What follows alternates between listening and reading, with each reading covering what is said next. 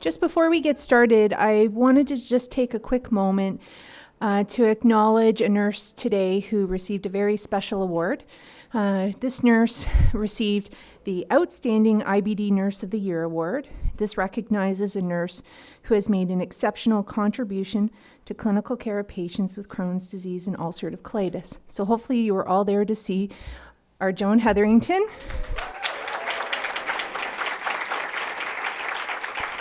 Receive this award. Joan indeed has made a valuable contribution to IBD nursing as well as to the care of her patients, and we're very honored and proud that you received this today. Thank you. So now I'd like to introduce Bobby Sheppy. Bobby is a CANIBD nurse from Calgary, Alberta, and she will be moderating our session today on up-and-coming therapies in IBD.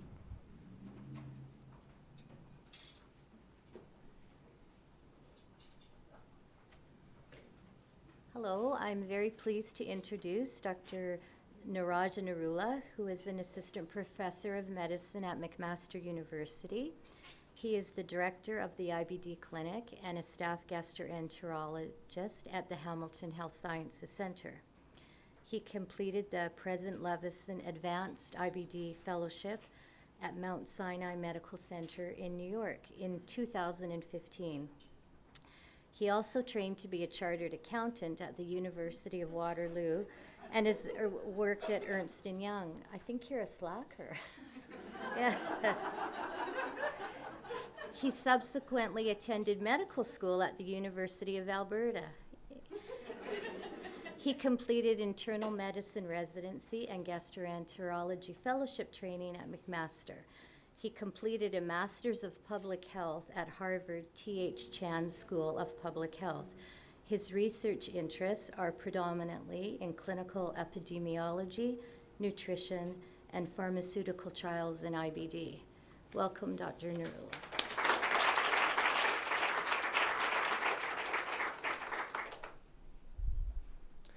Thank you, Bobby, for the introduction, and I'd like to thank the organizers for inviting me to be here this afternoon and speak with you about up-and-coming therapies in IBD.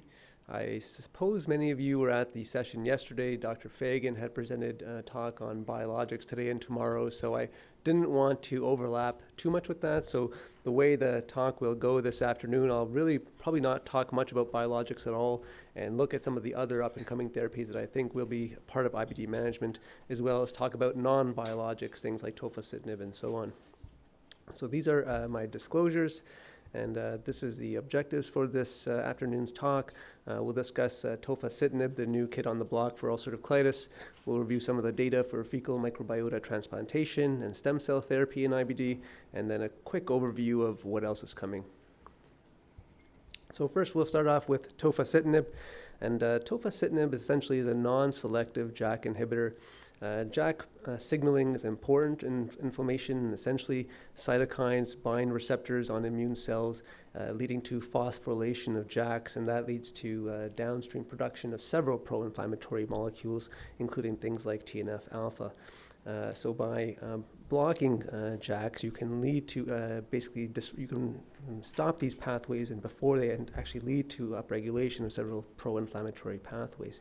Now, it does seem to have more of a signal on JAK1 and JAK3, but it also seems to also inhibit JAK2 to some degree, so it's not very selective. And what you'll probably notice in the future is a lot more interest in looking at selective JAK inhibition, particularly JAK1 or 3, because it seems like that might be associated with some lessening of adverse events. So how do you give Tofacitinib? It's oral, it's twice daily. It does seem like that if you double the dose, that you're going to double your systemic exposure, so it's dose proportional increase in systemic exposure. It's absorbed pretty quickly. You take the drug and within an hour you reach your peak concentration, and it has reasonably high oral bioavailability as well. You'll see there the half-life is 3 hours. So, if you miss your drug for basically a day, it's completely out of your system. So this might be one of those things to be aware of when you're talking about compliance with your patients, because if they don't take it with them for a weekend on a trip or something like that, basically that drug will be out of their system pretty shortly.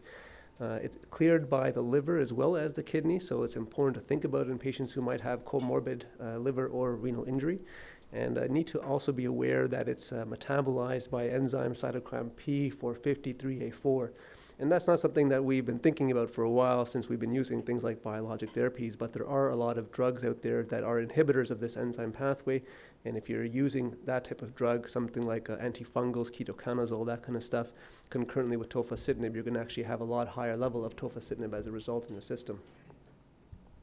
So I'll just give you a brief overview of the phase 3 program for tofacitinib. There was actually pretty much two similar, identical induction studies that were done where patients were randomized to tofa 10 BID versus placebo for 8 weeks duration. And then responders from this program were put into the maintenance study where they got 10 BID, 5 BID, or placebo. And then people who responded overall or were non-responders, essentially there was an open label arm available to them as well. This is talking about the concomitant and prohibited medications that patients were allowed to go on in the study, and I'll probably focus your attention a little bit on the prohibited medications. The real point I want to make here is that patients who basically came in on immunomodulators had to have those therapies stopped, and that's very different than most of the clinical trial programs that we're used to. You know, patients who are, for instance, starting new biologics, they often continue the immunomodulator at the same time. But the concern here is that if you're using concomitant immunomodulators such as a thiopurine, you may actually have a higher risk of certain complications like cytopenia. So this is why actually if you're going to be using tofacitinib, you want to be aware that if the patient's using these therapies in the background, those have to be discontinued as well. And for other obvious purposes, they stopped patients who were previously using anti-TNFs or vedolizumab, for instance. So the combined effect of tofacitinib with those drugs is uncertain. So looking at the OCTAVE results, you know, basically patients who were in the program pretty similarly were distributed among drug versus placebo. You're looking at a bit of a sicker cohort. You can see patients had a bit longer disease duration, mean of 8 years. These patients, more than 50% of them had pancolitis. More than 50% of them had prior use of anti-TNF therapies. And when we look at their primary endpoint of clinical remission at week 8, we saw from both OCTAVE 1 and OCTAVE 2 that there was increased clinical remission in the tofacitinib treated group compared to the placebo group. Now, these numbers don't look skyrocket high, but you know, we do tend to focus on the delta, and the delta is probably in keeping with most of the ulcerative colitis drugs that we are using for this type of patient population. It's also worth noting that their definition of clinical remission was actually quite stringent. You know, they used a Mayo score of 2 or less, but you actually had to have a rectal bleeding subscore of 0. And most clinical trial programs don't have that extra stipulation, so it makes it a little bit harder to achieve clinical remission when you're using that definition. If you look at this is stratifying based on patients who've previously been treated with anti-TNF therapy versus those who've never received anti-TNF therapy in the past. And what you'll actually notice here is the delta is actually pretty much the same. So this is patients who are anti-TNF naive. Delta between placebo and drug is about 10. And this is the people who have prior treatment history. And again, similar delta. And this is basically suggesting that it doesn't really matter if you had previous exposure to anti-TNF treatment in the past, that tofacitinib seems like it'll have the same type of effect, which is new for us. Most of the therapies that we see currently available for this type of patient population, we know that if they've had prior biologic treatment, they tend to have less success with their next treatment. This is looking at mucosal healing at week 8. And again, similar results seen in both studies. Patients who were treated with tofacitinib 10 BID were more likely to achieve mucosal healing than those patients who received placebo. This graph really illustrates the time to onset. So what you're looking at here is basically by week 2, from both OCTAVE 1 and 2, patients who were treated with tofacitinib already had a statistically significant reduction in their mean drop of Mayo score compared to those patients who were receiving placebo, so suggesting that this drug is working reasonably quick. Looking at the maintenance results at week 52, clinical remission, and you can see that patients basically who got 5 BID or 10 BID were more likely to be in clinical remission at the end of the study compared to those patients who received placebo. And there was no statistical significance between these two, but both were statistically significant when compared to placebo. Mucosal healing, same kind of story. Both patients in 5 BID and 10 BID arm were more likely to have mucosal healing with no significant difference statistically between the two treatment arms. I'm not going to go too much over the adverse events since Mark just did that for you guys, so I'll maybe skip through this slide and maybe quickly just mention here the real things to be aware of is the herpes zoster, which Mark hammered home that, the 10 BID group did have a lot higher rate of herpes zoster compared to the 5 BID group. And probably a couple other things just to mention, there's cardiovascular events here. The reason that being of interest is because we do know that there does seem to be abnormal lipid profiles in about 10 to 15% of patients who get treated with tofacitinib, but it doesn't seem like it necessarily leads to major adverse cardiac events, and that's also been shown from the rheumatoid arthritis experience. One thing that I thought was quite interesting is this intestinal perforations, and you'll actually see there's no cases at all. And why would you report that if there's no cases at all? Well, in the rheumatoid arthritis clinical trials, there was a couple of cases, and it was unclear if the drug was actually leading to this. The patients who had intestinal perforation also had some history of corticosteroid use as well as diverticular disease. So if you actually look at the monograph, it talks about being really cautious in someone who has a history of diverticulitis or someone who's using NSAIDs and corticosteroids, and that's basically where that comes from. I don't think I have any reason to feel that tofacitinib is going to increase your risk of intestinal perforation, and certainly in an ulcerative colitis patient, which has not a healthy colon, we didn't see any cases at all of it, so I don't think it's something that I'm too worried about moving forward. So if you have a look at the label, how has tofacitinib been approved? For induction, 10 milligrams BID for at least 8 weeks, and you can extend it up to 16 weeks if you need to, if your patient hasn't had a complete response. And in terms of maintenance, you can use either 5 milligram BID or 10 milligram BID, being aware that the 5 milligram BID may have lower risk of adverse events compared to those patients who are receiving 10 BID. Some practical considerations that you just need to be aware of if you're going to be prescribing this for your patients. I did mention to you that it's metabolized by the cytochrome P450 3A4 enzyme, so certain patients are using drugs which inhibit this enzyme, and you want to basically use a lower dose of tofacitinib in that type of patient. If patient has moderately impaired renal function or liver function, again, you want to be using lower doses of it. And remember that there's other things that are non-drugs that also inhibit this enzyme, things like St. John's wort, grapefruit juice, that kind of stuff. So you kind of have to keep that stuff in the back of your mind as well. As I mentioned before, you don't want to be using concurrent immunomodulator therapy like thiopurines with this because there's a higher risk of certain complications. It's a bit laborious to monitor when you're going to be starting patients on these therapies. You want to get baseline lipid profile, CBC, and a metabolic profile including renal and liver function. About 8 to 12 weeks you want to repeat all of that, and then it's recommended that you continue monitoring their CBC, creatinine, liver enzymes every 3 months or so, and their lipid profile every 6 months. And as Mark mentioned, there is some animal data that suggests there may be some concerns with teratogenicity, so you want to basically avoid it in anyone who's pregnant or considering pregnancy in the near future. So just to summarize this part of the talk, it's our first JAK inhibitor to market for IBD, oral, non-biologic, small molecule, seems effective for both induction and maintenance, works reasonably quick, and does not seem to matter if they've previously been on anti-TNF therapy or not, and there is higher risk of certain infection, particularly herpes zoster. So we'll move on to the next part of this talk and discuss a little bit about mesenchymal stem cells. And this is particularly looking at perianal fistula treatment, which I think all of you are aware we don't have many great treatments for, so it's nice to see that we might have, potentially a game-changing treatment soon, and certainly not a field that a lot of people are doing research in, so we certainly are lacking options for these patients. Why mesenchymal stem cells? Well, this is actually a pretty hot topic, and not just in IBD, but in a lot of different therapeutic treatment areas. And we know that these types of cells have the ability to transform into cells of relevance. So for instance, if you're injecting them into a fistula tract, they may have the ability to transform into fibroblasts and actually promote scarring in the fistula tract. And they also have some impact on the immune system. You can know that they can actually increase T regulatory cell production, which is important for boosting the immune system. And we know that T reg cells are actually decreased in Crohn's disease as well.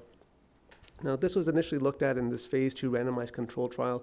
This was not limited to Crohn's disease, but did include Crohn's disease patients. And this was looking at autologous mesenchymal stem cells. So the fat cells are basically harvested from the patient's own adipose tissue and then injected. And patients here got randomized to stem cell treatment or placebo. And you can see in this very small RCT, they found 71% of patients who received the stem cell treatment had clinical closure of their fistulas, compared to the 16% of patients who had received placebo, with improved quality of life also seen in that stem cell treated group, and very low recurrence rates at 1 year. So certainly very encouraging data, and led to interest in pursuing a phase 3 study. So this is actually done with allogeneic mesenchymal stem cells. So this is basically when you harvest it from a number of different people and their adipose, and then you bank it. So it doesn't have to be from yourself, and you can basically have it available for purchase, for example. What this study was doing here was they were basically randomizing patients to one treatment of allogeneic mesenchymal stem cells versus placebo. And most interestingly, all the patients who entered this study actually had curettage and closure of the internal opening site of their actual fistula. You'll see the patients they include had no proctitis present. So if you have a lot of proctitis present, it's really difficult to do surgery in the area. Things don't heal properly, they don't close properly. So this is not appropriate for people who actually have inflammation in the rectum. And they had pretty minimal luminal symptoms, but they could have reasonably complicated fistulas to enter this study. They also had a pretty stringent outcome here, looking at both clinical and MRI healing. First time that was used as a clinical endpoint. Most fistula studies up to this point really just use, pressing on the fistula and seeing if there's a reduction in drainage prior to the study. And what they showed at week 24, that there was 50% healing in that group that received stem cell treatment, versus those patients who did not receive stem cells had 34% healing. But 34% healing in a placebo group, that's pretty high. And this led to a lot of discussion around this concept of closing the internal opening site and curettage of the tract, and if that alone maybe have been so effective for actually helping these patients. So there's a lot of groups, particularly in Europe, that are investigating that more, and there seems to be a lot of momentum regarding looking at that as an adjunct for any therapy that will be going for fistula treatment in the future.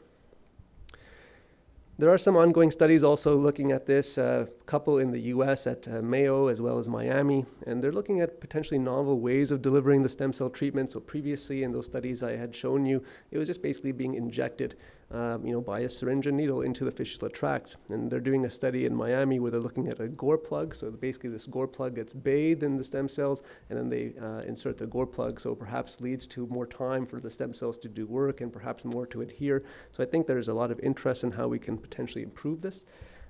This study I showed you, the company that funded that product initially was called Tygenix. Takeda has actually purchased it, and there was some discussion about them actually bringing this to North America, whether they would have to actually do the same trial here for registration. Not clear where that is right now, and it's possible they actually don't need to repeat the trial here and may just be able to bring it.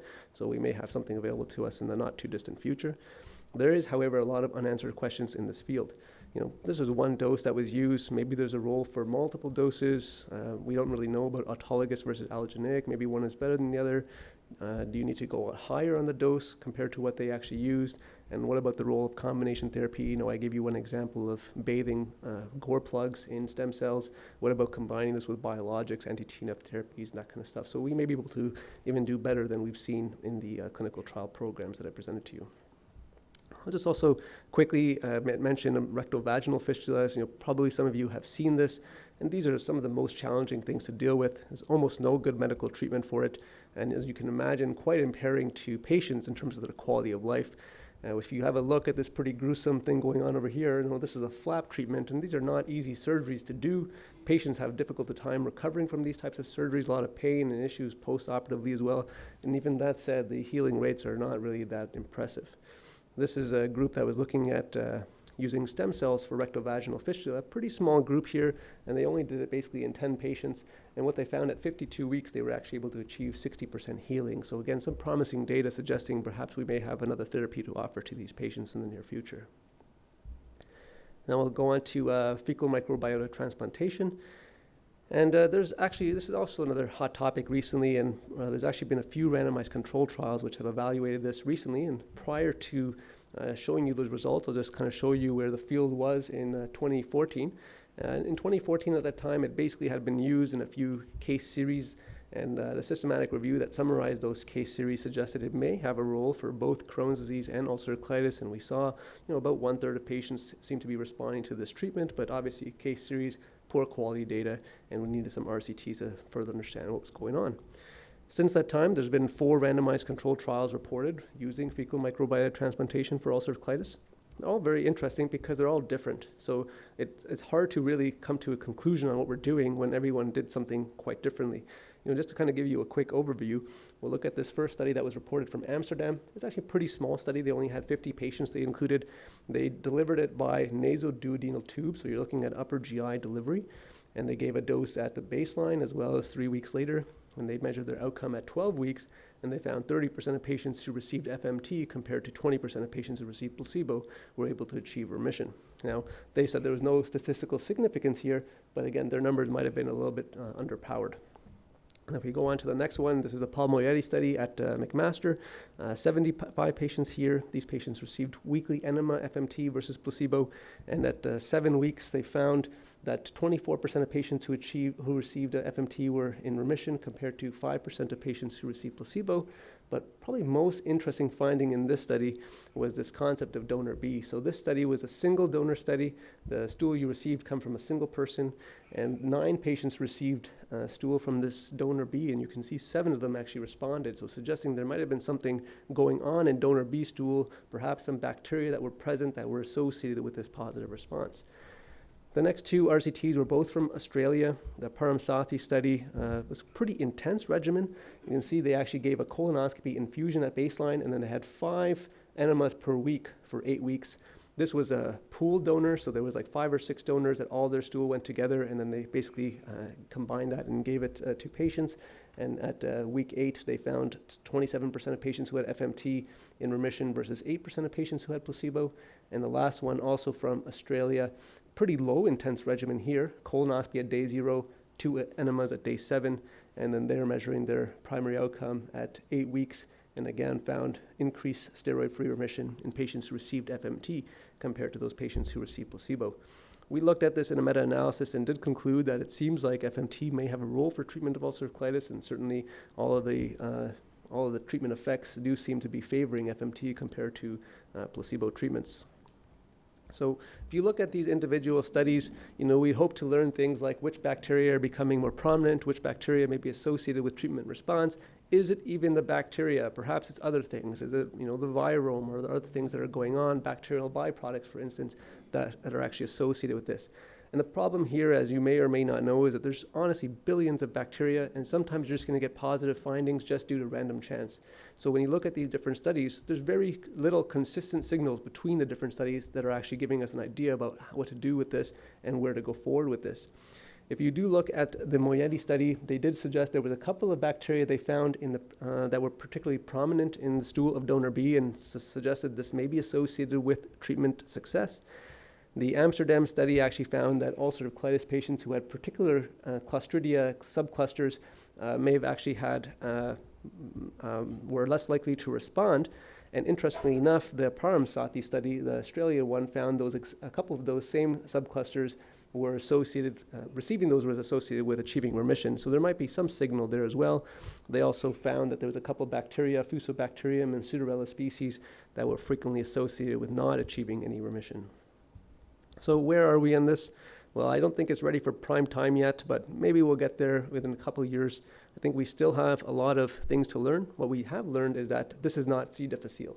C. difficile, you get one treatment in FMT, and more than 90% of these patients are basically cured. We're not seeing that type of signal in IBD. What we are seeing, though, is that it seems like certain patients do respond, and we need to really learn what is associated with the response. We have no data yet on Crohn's disease, at least from an RCT standpoint. Nothing on pouchitis yet, but certainly makes sense to be evaluating this for pouchitis. We still need some long-term safety data. There's some kind of suggestion in some of the C. difficile literature that perhaps you might be at higher risk of certain immune-mediated conditions. Or for instance, there's been a couple of case reports that when you got the stool from someone who's obese, you might become obese. So there's some things that we're still trying to learn from a safety standpoint. All the studies I showed you were all induction studies, so we don't really understand yet, do we need to also use maintenance treatment, and how do these patients do longer term when they're off the FMT treatment? Still learning some stuff about best mode of administration, upper GI versus enema versus scope. And lastly, and I think this is where probably this field is going, is can you just give the key bacteria and get the same response? And there are companies which are looking at that right now and starting to do early studies on just using a pill, which is basically a probiotic, but associated with the same bacteria that they're finding from some of these studies, and seeing if you can achieve a similar response. Last part of this talk will be about new drugs in development, and you guys have probably seen diagrams that are like this. There's several ways to target and block the immune system, and this can get very overwhelming and complicated if I were to go through all of these different drugs. So I'm going to basically kind of give you a quick overview of how you can think about this. There's really three main categories of therapies. There's anti-cytokine, there's inhibiting leukocyte migration, and there's small molecule therapies. Okay. Anti-cytokines, the ones that you guys will be most familiar with, is ustekinumab.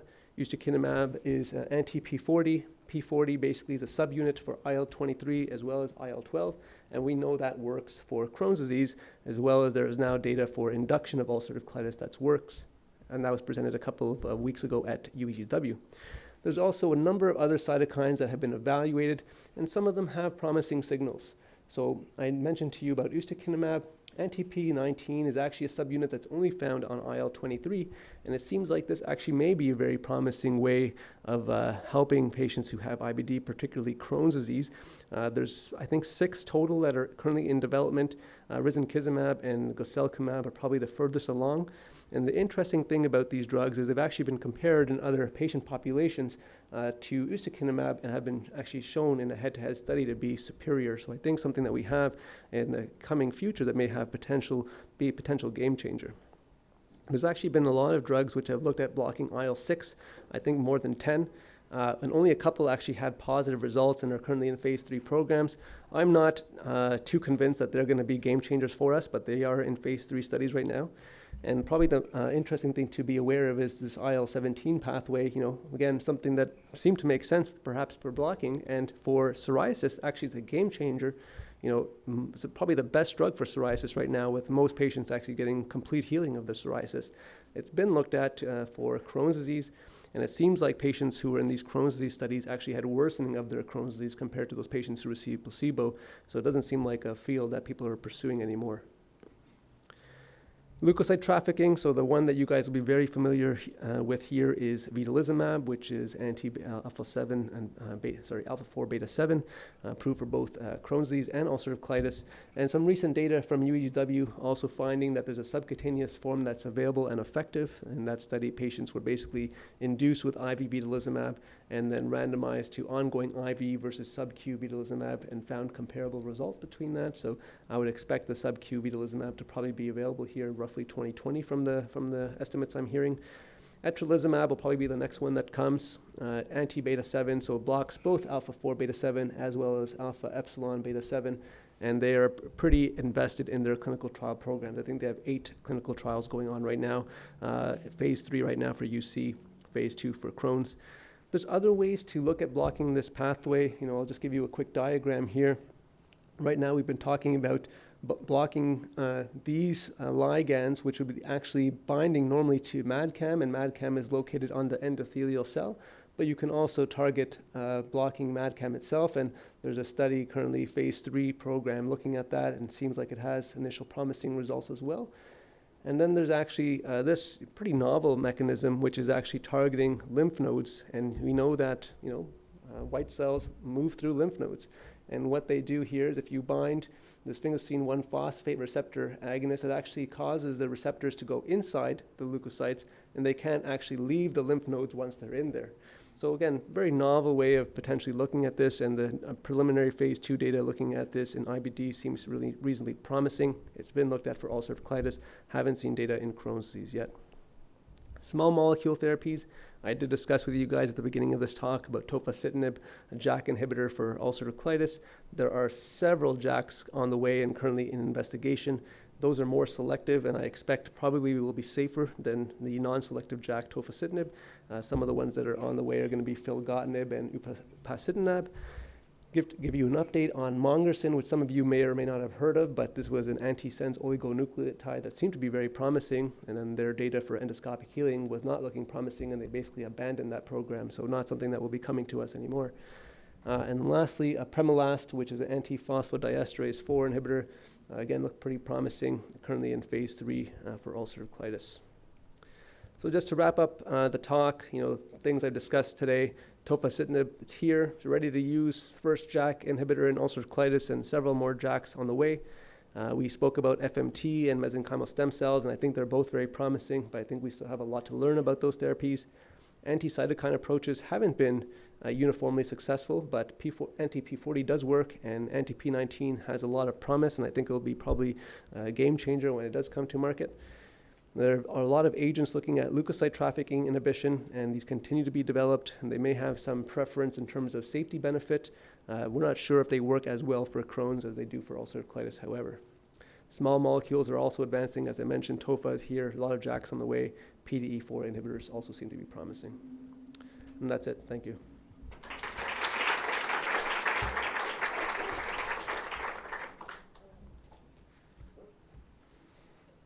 Thank you. Any questions? Thank you, Dr. Narula. This was excellent. With Tofacitinib, would it be a specific subclass of population you'd be considering as a first-line therapy, or would you have a specific subgroup in UC to be using it for? That's a good question. I think in terms of positioning, we're not quite sure where it's going to end up. I do feel that if I have to use it as a second or third line agent, I feel a bit more comfortable using it there because I know just because they've been previously exposed to a biologic, it won't impact their response as a second or third line agent. So I have a feeling that it'll end up being used a lot in that setting. As a first line agent, certainly it'll be one of those things that I think gets presented, and there'll certainly be some patients who will want to use it because of the convenience factor. But to me, it's a little bit similar to azathioprine in the sense that there's a lot of monitoring that's required. There's a lot of counseling in terms of potential adverse events. Certainly the young female, I probably won't offer it too early because of concerns around teratogenicity. So I'm not sure if it'll end up taking off as a first-line therapy because of some of these concerns. I see my colleagues who don't like prescribing azathioprine for some of these similar reasons, and I suspect people will have concerns because of that, concerns about toxicities.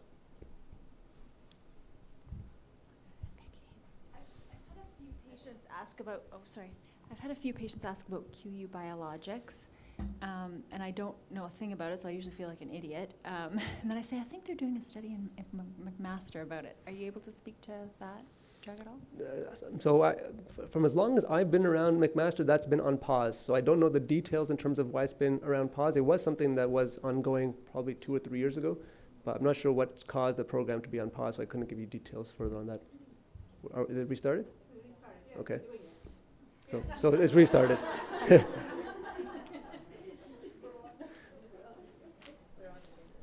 Oh.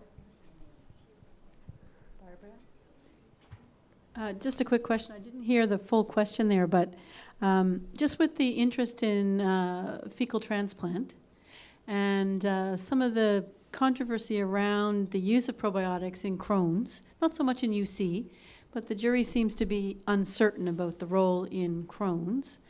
Can you just speak to your own practice? Like, do you use them? When do you use them? When don't you use them?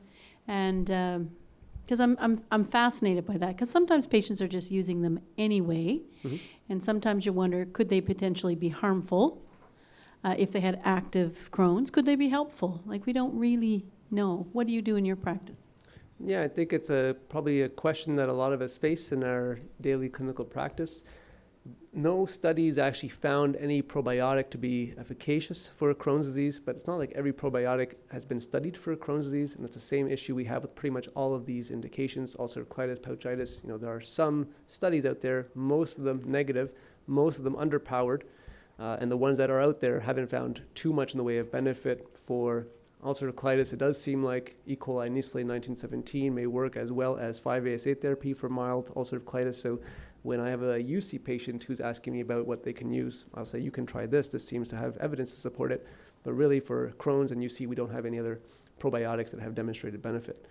Your concern about worsening disease, I think, is a valid one. The studies that have done, we haven't seen any patients who actually had worsening of their IBD compared to placebo, for instance. So I generally feel that if it's something they want to try, I'll support it, but I wouldn't say as a primary therapy, probably as an adjunct to the other therapies that we're discussing. Oh,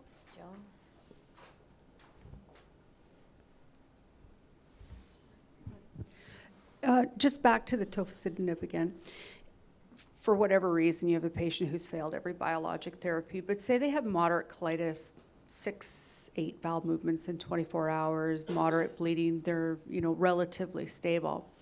Based on the rapid peak concentration levels, are you inducing, or what are your thoughts about induction with steroids? How are you going to use that? Because traditionally azathioprine, we've usually bridged with some form of a steroid induction for up to 12 weeks. Would you do it similarly, or do you think of it differently?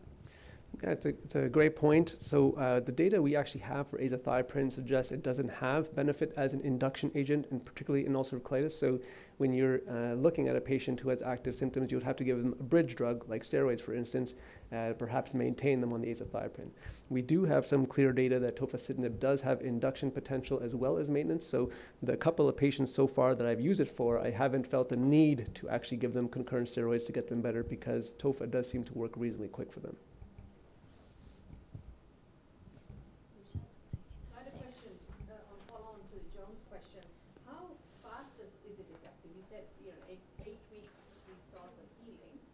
Symptom-wise, how fast is it effective? Tofa?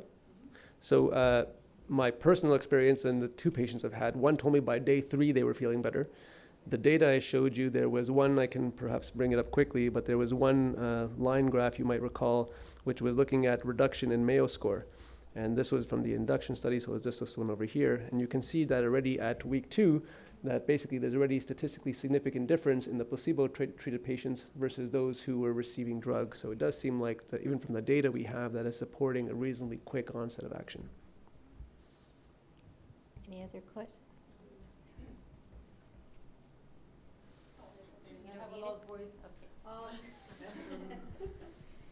You mentioned about the stem cell transplantation. Was it in the setting of cetons or no ceton? Are you talking about the phase 3 study that I presented? So these are not patients who have cetons. And it's difficult to get, you actually can't get closure of a fistula while you have a ceton in, like by definition, the ceton will actually keep it open. So when you're looking at these studies and looking at outcomes of fistula closure, you can't have a ceton in place. Any other questions? Do you want me to? I can't hear.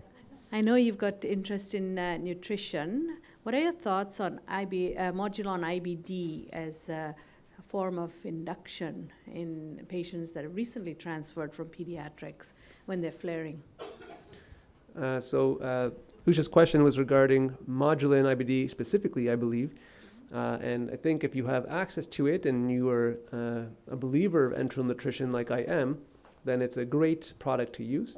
That said, the meta-analysis that's looked at this hasn't found any one particular formulation to be better than any other formulation. So if I had a patient who I could easily get, Ensure or Peptamen or something else for, as opposed to Modulon, I'm pretty convinced that that'll demonstrate similar efficacy. So it's more a matter of what you have access to, what will be reimbursed by your provincial government. But if you have access to Modulon, I think it works just as well.